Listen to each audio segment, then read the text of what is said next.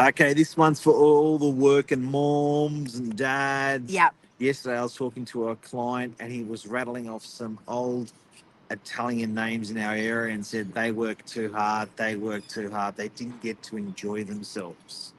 We're going to talk about working moms and dads. Stay tuned.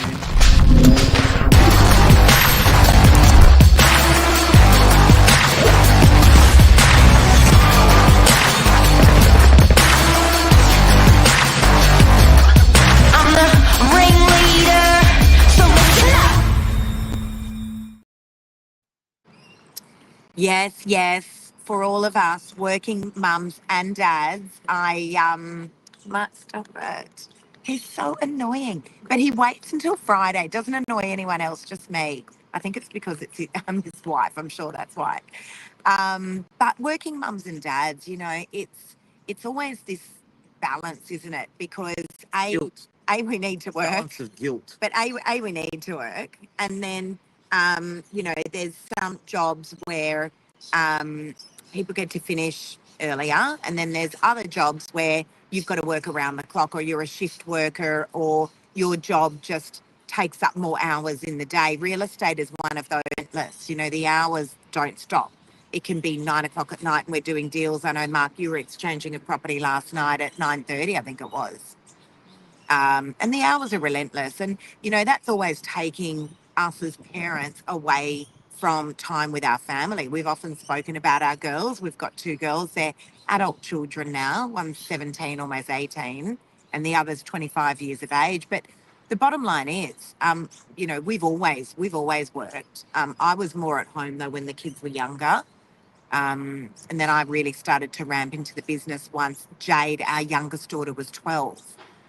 But I had a lady who came in a couple of weeks ago to do a bit of training with me, just a bit of mentoring.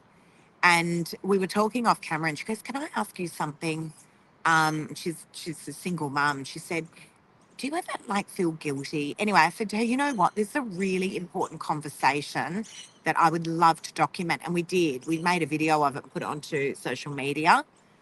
Um, but there is an element of guilt there. There's no doubt about it. And Mark, we'd often get to the end of the week and go, "Oh my God, we literally have not sat around a dinner table with our kids in weeks," didn't we?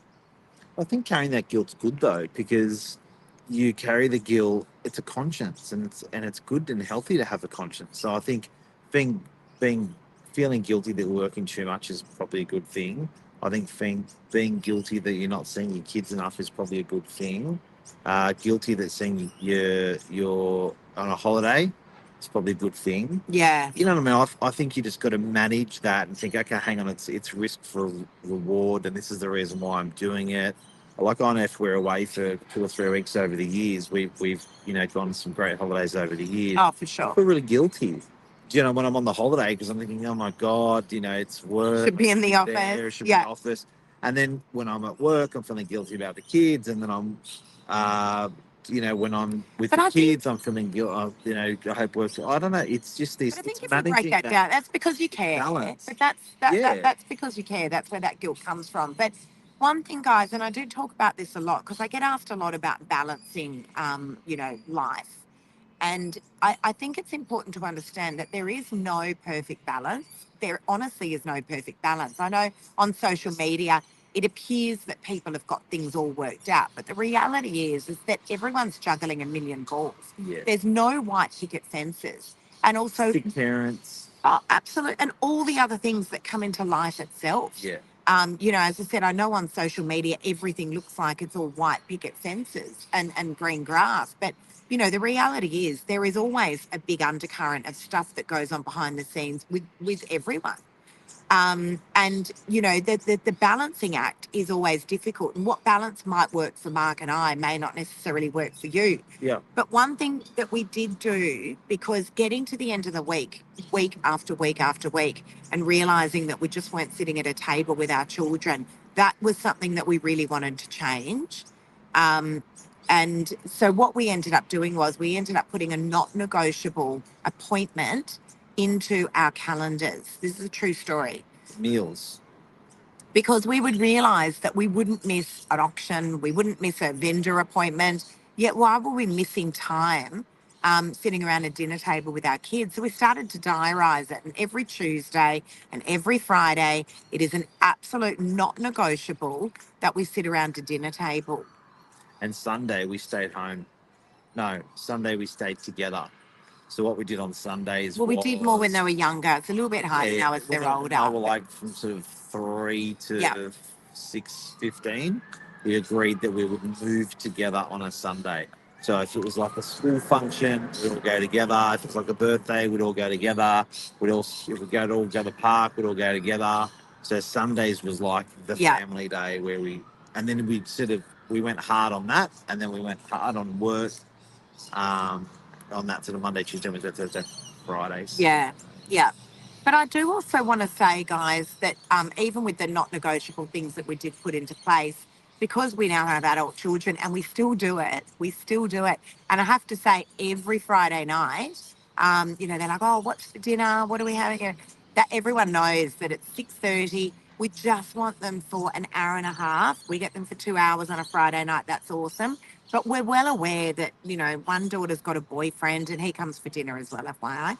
And then the younger daughter wants to catch up with friends and go out and do all that sort of stuff.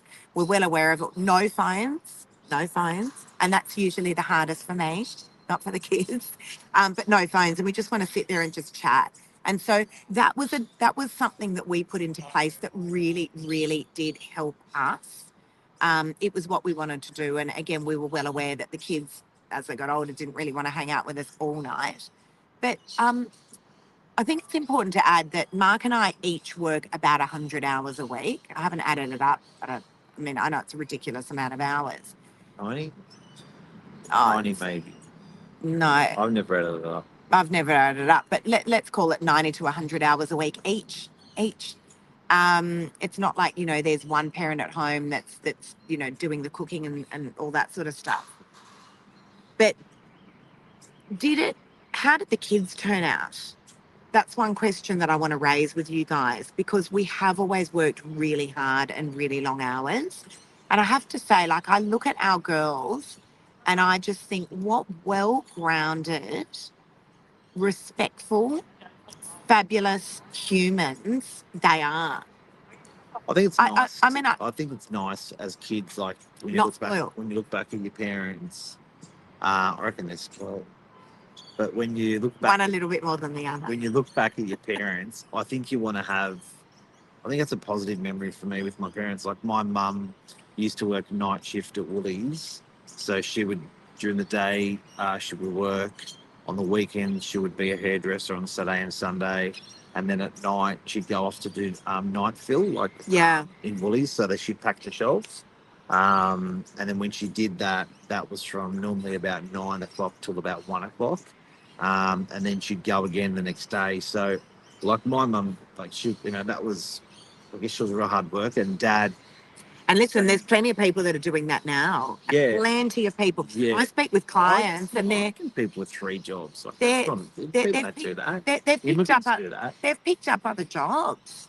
They have Mark with these interest rate rises. I know. I've got clients that are, doing, their day job and then they're off doing Uber driving and stuff. My parents never came to sport. On a Sunday. Mine never did either. I feel like that was... But I don't resent them. Not at all. I just think they were doing what they had to do. Funny. But I could see other people, not really happy with that, like siblings of mine. Well, I have to say, a lot of my girlfriends, I've got some girlfriends that do work, but I've got a lot of girlfriends that just don't work. And they've always been around to, do the school pickup. And as I said, guys, I was a stay-at-home mum when the girls were younger. It was only until our youngest turned 12 that I really started working full-time. But, my girlfriends, a lot of them aren't working. Some are, because I know some are watching this.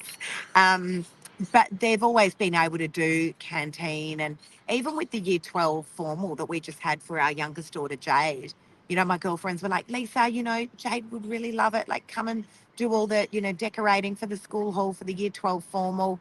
And I'm just thinking, when? How? Like, and don't get me wrong. Of There's- course, it there's- makes I feel guilty, but I'm looking at my diary, just going, when when the hell am I going to be able to do it? But there's no book, there's no measure, there's no right, there's no wrong. Everyone is painting their own canvas. So I think when you're trying to work this out, I like the saying, "He who dies happiest wins." I had a conversation yesterday with a client about some elder Italian people in our area and how hard they worked. Some of them were working 6 days up to the age of 90. And a lot of people have a chip at these guys and say, "Look, I'd never do that. At 60, I don't want to be working." Like, and I was saying, like, you know what? He who dies happiest wins. Yeah, And these guys that I know that are super old, super successful in terms of property ownership, but they brought up good families. But the biggest, hey, oh, we got all the cockatoos. cockatoos above it. But they were super successful, and Yeah. and I think the biggest measure is happiness. Like, he who dies happiest wins. So I think your kids want to see mum and dad happy, painting their life they want to paint. Yeah, And I think if mum and dad are sort of centered and happy with what they're doing, the kids Yeah, will yeah. sort of feed off that. yes, I agree with that definitely. And also, I came from a family where my parents worked relentlessly. My parents were in private education. We ran a very large college of natural health and beauty. We sold out of it about 15 years ago. But my parents, the hours that they worked, and running a college meant a lot of weekend stuff as well. Good morning to everyone who's tuning in. But my parents would have been working also 100 hours a week. I mean, it was just, Monday, Sunday, there was absolutely no off switch. I knew no different. But do I feel like that I was compromised in any way as a result of that? Absolutely not. My dad's not with us anymore. My dad passed away about 13 years ago. My mum's a phenomenal woman, phenomenal. I mean, I 100-hour a week working parents. I feel like I came from the best family ever. Because when they weren't working, they were with us, and then we Not got to. happy. I think when you see your parents happy, it teaches you to be happy, like to go It for was what just you a want to do normal. to be happy. To me, it was just normal. I didn't really know any different. I really didn't know any different. And again, like with us, when we're not at work, we're with our kids. I mean, I love our girls have been away. Actually, we've got one on schoolies. Coolies, God help us. Byron. And then our other daughter was also away, and it was a quiet household. And most people were going, "Oh, that's great. You've no kids." And I was like, "Oh no, I love hanging out with my kids. They're the best company in the world." They're well-grounded children with parents that have been working 100 hours each a week forever and a day. I think they're phenomenally well-grounded children. Couldn't wish for So, their in kids. summary, parents who work too hard, Got to chase, do what you got to do. chase happiness. Yep, I Chase agree. happiness, whatever that looks like. That may look like working hard to put the kids through school. That may look like not working. Just chase happiness and do what you can with that balance. I think Um, super important. And I can tell you now, guys, it's not a bad message for your kids, FYI. Yeah. It's definitely not a bad message for your kids. Our daughter, I mean, our 25-year-old has never not worked. She literally left school, went straight to uni, had part-time work, and then got a full-time career and a phenomenal career in advertising. And then our youngest daughter, she just got accepted into multiple universities for nursing, and working straight away. Came in, worked in the business. Just like it's not like should I, shouldn't I, should I take a gap year? And we're not throwing darts here, guys. We're just talking about the dynamic of parents who work really, really long hours and what does that mean to a family or to children. But yeah, I don't know. They absolutely don't look scarred as a result of us working those 200 hours between the two of us a week. And they probably had to tool up as well. I think when you're working parents, I think the kids have to be a bit more efficient, self-sufficient, learn discipline to carry the flag when you're not at home. Yeah, that's Like right. our kids clean up the house all the time. But I do want to say, and I was just saying this to Mark, there is a huge element of organisation that goes into a busy working family. Enormous, as in everything is almost like military precision. By the time I've gotten into the office, everything is already, it's like everything's been organised. You know, there's a million events that have occurred. Dinner is already thought of. The shopping, this is another really good tip, guys. I do all my groceries online on a Sunday. It takes me about half an hour to 45 minutes. Woolworths and Harris Farm online. Harris Farm, like, love Harris Farm online. It doesn't cost you any more. And they have got those deliveries down And once a pat. quarter, we do a Costco shop. Yeah, we do. God help me. So this is where I buy my toilet paper and anything bulk that's non-perishable. So buy it at Costco. Not particularly Literally cheaper. can't sleep the night before. Not particularly cheaper, but when you buy it in bulk, it's less on the weekly shopping that Lisa has to do. So go to If you Costco, can, guys. yeah. So it's just that kind of stuff, like absolute serious organisation that goes into it. Yeah. And then I plan ahead, more or less, like all the meals and all that sort of stuff, so I know exactly what meat to get. And you know, it's just that organisation. But literally, it's 1 hour out of my Sunday. I usually do it while I'm having a quick coffee. Get online, do an online shop, and it's that kind of organisation that allows us to let the cogs turn quite nicely, usually, during that working week. Before we go, how's real estate this week, Lise? It's been actually so busy. You always say that. No, it's weirdly busy at the moment. Like, we've done a number of exchanges. Wednesday's open home numbers were just weird, like really busy. It's like this last minute dash to the gates, and still a lot of stock coming on. I still have got listings coming on over the next couple of weeks. Same. Still do. Yeah, no, it's been unusually busy. A lot of high-end buyers around. I know I think I might have reported this last week, but I'm finding that there is a lot of sort of $10 to $15 million buyers around at the moment.